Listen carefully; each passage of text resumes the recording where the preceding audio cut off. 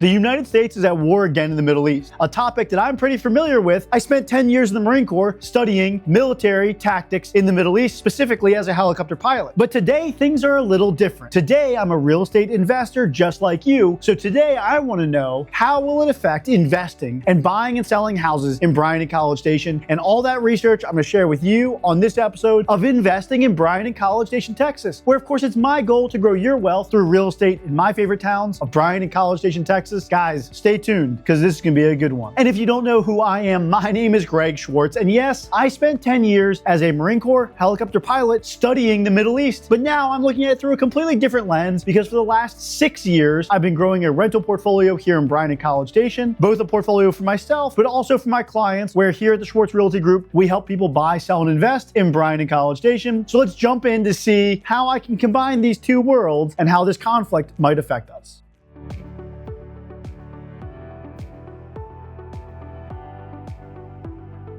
The truth is that conflicts like this war with Iran create uncertainty, and uncertainty creates volatility in the market. Just in the first week of the war, we saw the S&P 500 decrease by nearly 2%. We saw mortgage rates increase by 0.15%, and we saw oil futures increase by nearly 20%. This is all bad news. Volatility generally is not good for the market, and surely it's not good for, being able to sleep well at night if you were investing in the S&P 500 and now you see it dropping by 2% in just 1 week. Is this a correction? Are we going to a recession? A lot of questions creep into our head. And I'm not able to answer all of those questions, but I will focus on two things. We're going to talk about oil prices, inflation, and mortgage rates. And then we're going to dive into the local housing market. Oil prices affect mortgage rates, the war with Iran, the Strait of Hormuz. What does it all mean? Well, of course, we're at war with Iran. Iran borders the Persian Gulf. The Persian Gulf, by the way, is where 20 to 25% of the world's oil comes from. Iran, who is on one side of the Strait of Hormuz, which is a choke point leaving the Persian Gulf, has said it will sink any ship that tries to transit those straits. Well, shit, now we have oil stuck in the Persian Gulf.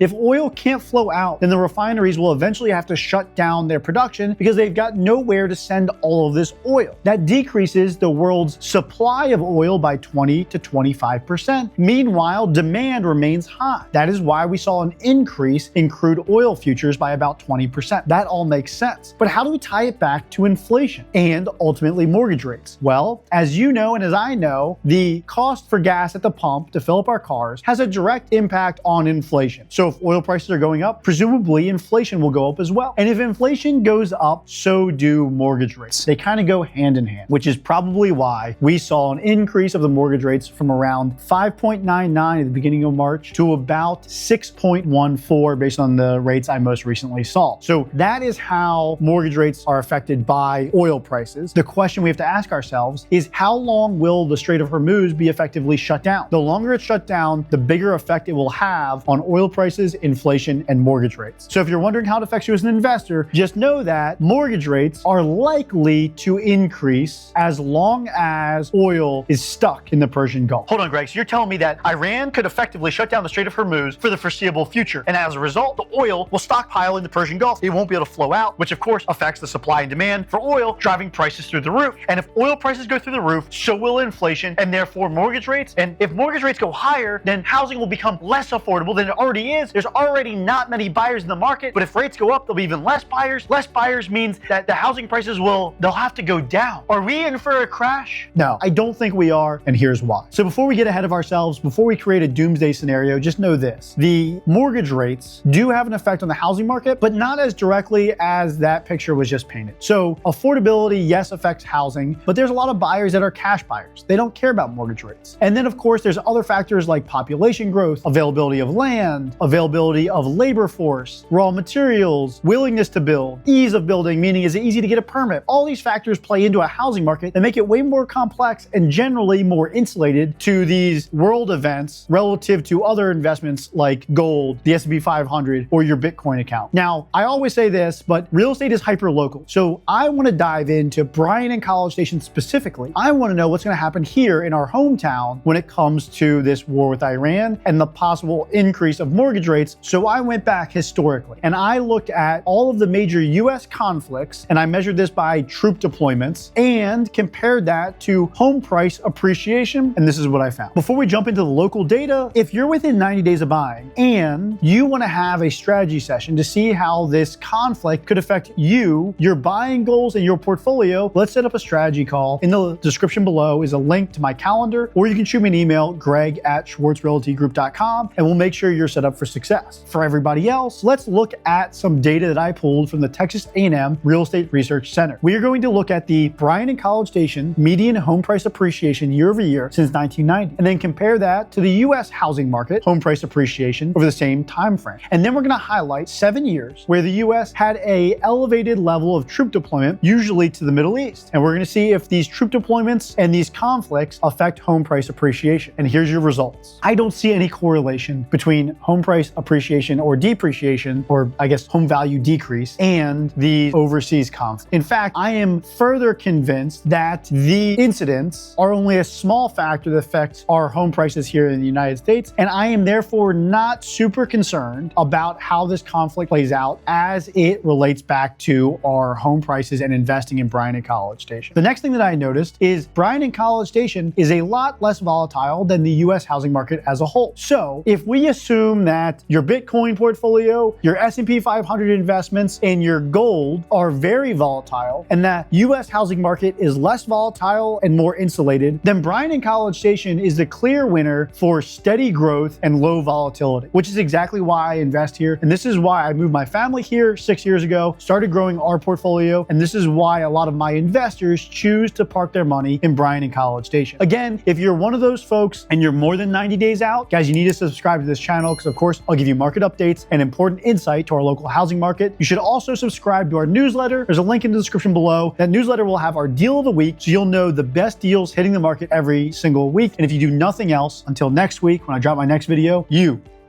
take it easy.